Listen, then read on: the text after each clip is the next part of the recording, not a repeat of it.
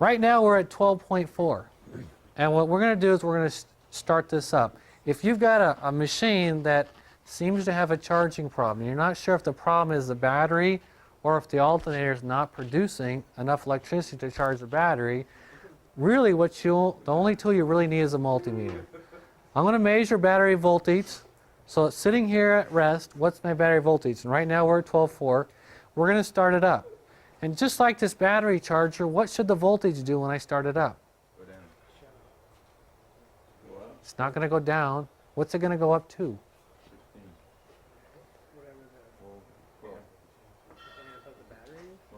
No. It's going to go up. And my battery voltage is supposed to be at 12.6. So I need to be higher than 12.6. Most alternators are going to charge between 13.4 and 15.4. Anything above 15.4 is going to overcharge the battery, will cause you to have a lot of water loss.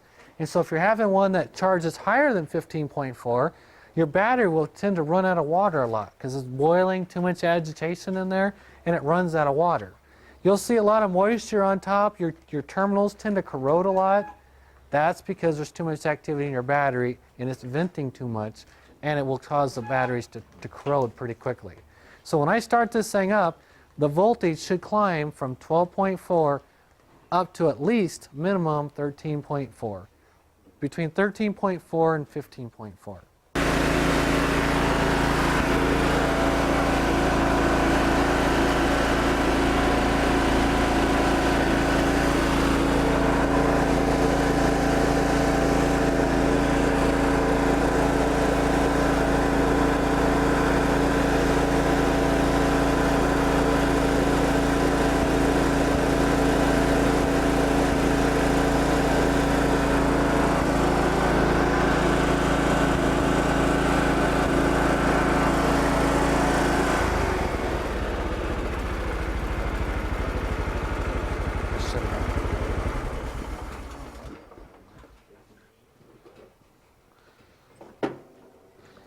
This thing only went up to 13.2. 13.2 is not that hard of a charge, but it doesn't have a very big, it's a flywheel alternator in it. It's not designed to put out a lot of power. It's got a voltage regulator. It's designed to keep it from overcharging. If you're going to run this machine, it doesn't take much to start it, and it doesn't take much to charge it back up. So its potential, if we went to the tech manual, 13.2 is within spec. And so all I need to do is compare this number to what it tells me in my book. If I want to see it, if my alternator is working properly, I check it, voltage comes up.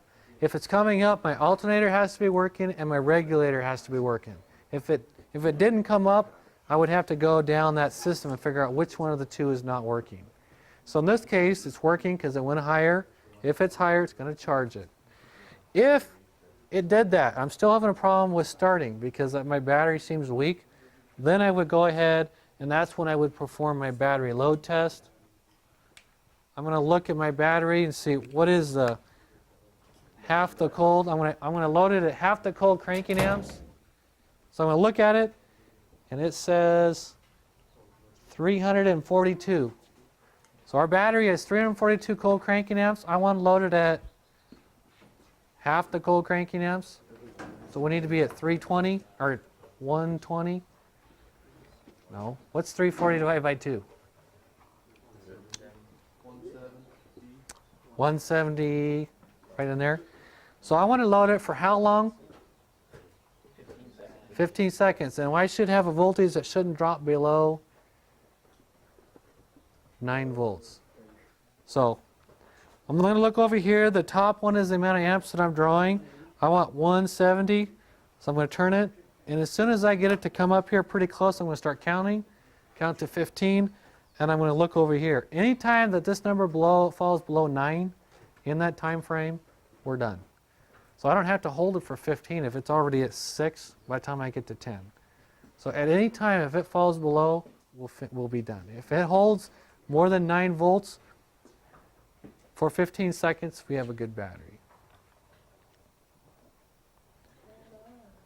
1, 2, 3, 4, 5, 6, 7, 8, 9, 10, 11, 12, 13, 14, 15.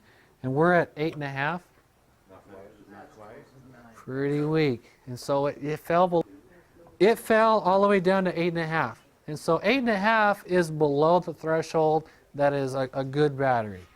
So before I condemn this battery and I throw it away, what I would do is I would go back and I would put it on a battery charger. I would charge it for an hour and make sure that I have a full charge. Remember earlier when we were checking the voltage, what was the voltage actually at?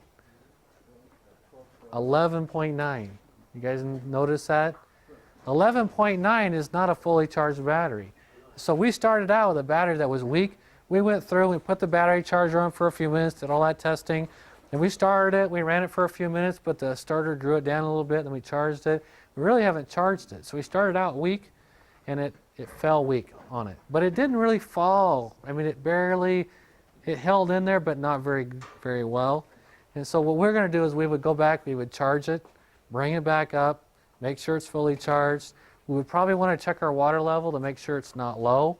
This battery's been sitting in this machine all winter long, hasn't really been used, hasn't been charged up. So we'd make sure our water level is correct. We would recharge it and then retest it. If it falls below 8 the second time, then we would have to replace it. Even though this battery held and it was up there at 8, if we charge it and it has water and all that and it falls below 8, you still want to consider replacing the battery.